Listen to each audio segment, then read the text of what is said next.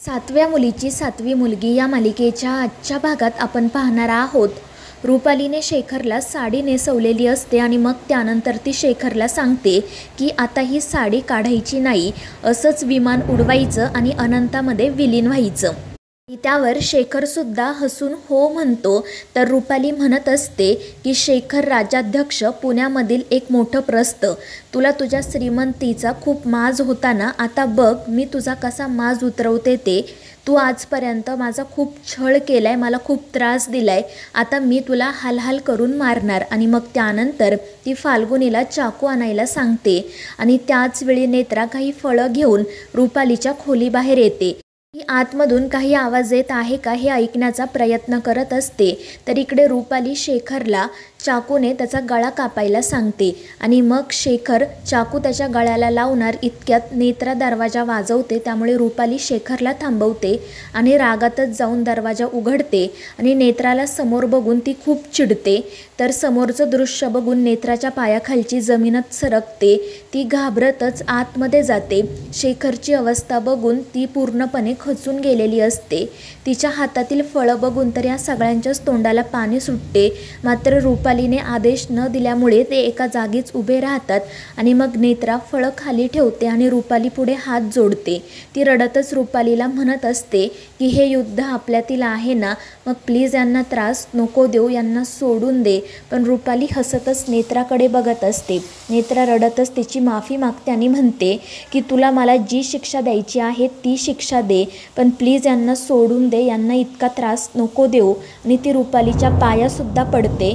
तर रुपाली हसतच म्हणत असते की अगं वेडाबाई, हीच तुझी शिक्षा आहे. यांना अशा अवस्थेत बघून तुला जो त्रास होतोय ना, तीच तुझी शिक्षा आहे. आणि मग त्यानंतर नेत्रा त्या सगळ्यांकडे बघते आणि मग ती शेखरच्या हातून तो चाकू काढून घेते आणि रुपालीकडे देत म्हणते की हे घे आणि सगळ्यांना मारून टाक, एकदाचं संपव त्यांना, म्हणजे ते या त्रासातून मुक्त होतील. आणि नेत्राचं ते बोलणं ऐकून रुपाली विचारात पडते. तर नेत्रा सगळ्यांसमोर हात जोडून म्हणत असते की मला माफ करा, मी तुम्हाला वाचवू शकत नाही, पण आता मरणच तुम्हाला या सगळ्या त्रासातून मुक्त करेल. आणि ती रुपालीला सांगते की या सगळ्यांना मारून टाक आणि ती तेथून निघून जाते. तर रुपाली नेत्राच्याच बोलण्याचा विचार करत असते. त्यानंतर नेत्रा ती जे काही रुपालीला सांगून आलेली असते ते अद्वैत आणि इंद्राणीला सांगते आणि हे ऐकून त्या दोघांनाही धक्काच बसतो. अद्वैत चिडूनच म्हणत असतो की नेत्रा, हे काय केलंस तू? तू विरोचकाला सगळ्यांना का मारायला सांगितलं? तर इंद्राणी तिला विचारत असते की नेत्रा, जे काही घडले ते तू आम्हाला व्यवस्थितपणे सांगशील का?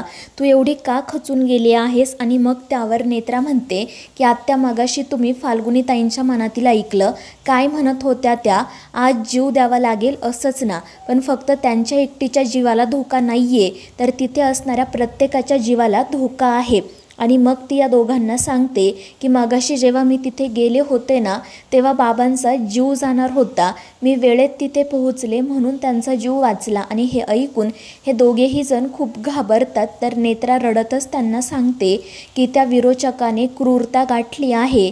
त्याने बाबांना साडी नेसवली होती आणि त्यावेळी बाबा सुरा त्यांच्या गळ्यावर ठेवून उभे होते, त्यांचा जीव जाणारच होता, पण तितक्यात मी तिथे पोहोचले.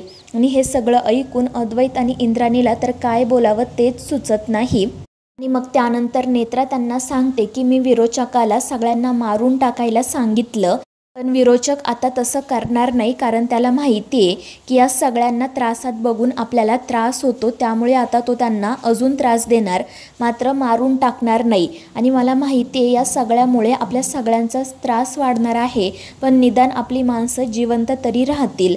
आणि त्यावर अद्वैत आणि इंद्राणी काहीच बोलत नाही. तर दुसरीकडे रुपाली त्या सगळ्यांकडे बघत नेत्राच्या बोलण्याचाच विचार करत असते. आणि नेत्राने अंदाज लावल्याप्रमाणेच ती सुद्धा विचार करते की मी जर यांना मारून टाकलं तर यांची या त्रासातून मुक्तता होईल, मात्र जर मी यांना असाच त्रास देत राहिले तर नेत्रालाही त्रास होईल. आणि मग ती कोणालाही न मारण्याचा निर्णय घेते. आणि मग ती शेखरला सांगते की तू इथे का बसला आहेस, बाहेर जा, मजा कर, आणि जो कोणी सगळ्यात आधी तुला भेटेल ना त्याच्यासोबत फुगडी घाल. आणि मग शेखरही बाहेर जातो. तर रुपाली हसतच त्याच्याकडे बघत असते. दुसरीकडे डोरबेल वाजते. नेत्रा इंद्राणी पळतच जाऊन दरवाजा उघडतात. आबा आलेले असतात आणि त्यांना बघून नेत्रा इंद्राणीला खूप आनंद होतो, पण विरोचकाच्या भीतीने त्या पटकन आबांना घेऊन खोलीत जाण्यासाठी निघतात. पण तितक्यात शेखर त्या ठिकाणी येतो आणि शेखरची अवस्था बघून आबा आणि इंद्राणीला तर मोठा धक्काच बसतो. आबा शेखरकडे बघतच राहतात. तर शेखरला विरोचकाचं बोलणं आठवतं आणि मग तो सरळ आबांचा हात हातात घेतो आणि त्यांच्यासोबत फुगडी घालायला सुरुवात करतो. नेत्रा इंद्राणी त्याला थांबवण्याचा खूप प्रयत्न करत असतात, पण काहीच उपयोग होत नाही. तितक्यात रुपाली, फाल्गुनी आणि केतकीसोबत त्या ठिकाणी येते आणि हा सगळा प्रकार बघून ती खूपच खुश होते आणि मग ती केतकीला फुगडीचं गाणं गायला सांगते. केतकीसुद्धा गाणं गायला सुरुवात करते. तर शेखरही जोरजोरात फुगडी घालायला सुरुवात करतो. तो सगळा आवाज ऐकून अद्वैतही त्या ठिकाणी येतो. हा सगळा प्रकार बघून तो घाबरतो. ते सगळेजण शेखरला थांबवण्याचा खूप प्रयत्न करत असतात, पण काहीच उपयोग होत नाही. शेवटी आबा चक्कर येऊन पडतात. अद्वैत पटकन जाऊन त्यांना सावरतो आणि मग रुपाली, केतकी आणि शेखरला थांबायला सांगते आणि मग त्यानंतर नेत्रा इंद्राणी अद्वैत पटकन आबांना खोलीत घेऊन जातात. रुपाली हसतच शेखरला म्हणत असते की मानलं पाहिजे तुला बिंडोक राजाध्यक्ष, काही स्वागत केलं आहे तू व्याह्यांचं. त्यानंतर नेत्रा अद्वैत आबांना खोलीत घेऊन जातात. अद्वैत पटकन त्यांना पाणी देतो. आबा म्हणत असतात की राजाध्यक्ष साहेबांची ही काय अवस्था केली आहे. इंद्राणीने मला सांगितलं की विरोचकाने सगळ्यांना वश केलंय, मात्र त्याने एवढा क्रूरपणा केलाय हे तिने सांगितलं नव्हतं. आजपर्यंत मी पोथ्या पुराणांमधून राक्षसाबद्दल ऐकलं होतं, पण मला कधीच असं वाटलं नव्हतं की कलियुगामध्ये असा राक्षस समोर येऊन उभा राहील. आणि त्यावेळी इंद्राणी म्हणते की आबा, तुम्ही म्हणाला होता ना की तुम्हाला काहीतरी दाखवायचं आहे, या सगळ्यावर तुमच्याकडे काही उपाय आहे का? आणि त्यावर आबा म्हणतात हो. तर मित्रांनो, या मालिकेच्या पुढील भागांच्या अपडेट्ससाठी आपल्या चॅनेलला सबस्क्राईब करा.